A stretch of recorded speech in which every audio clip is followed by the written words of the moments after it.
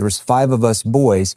And I remember going to practice that next summer because I was pretty good at baseball at that point.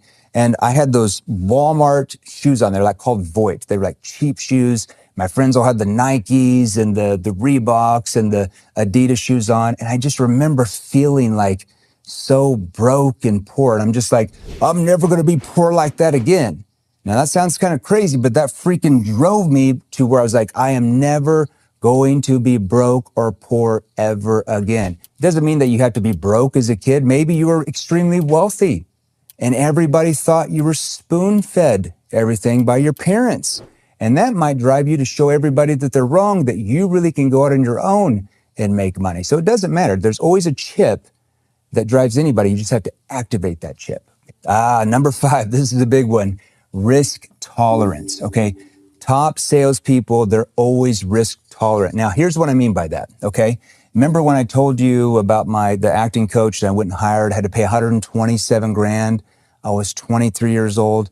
I want to be very real with you. I was like really, really nervous, okay? I'm like, oh my gosh, I don't have this money. I was brand new. I just barely got married, had a kid on the way, okay? And I'm like, what am I going to do? So I actually went and talked to my bishop.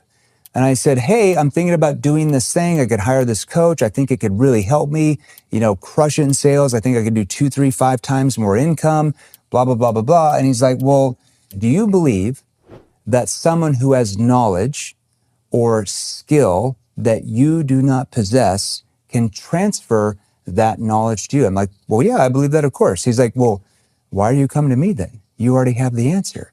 And he said, Jeremy, God feeds the birds, but he doesn't drop worms in their nest.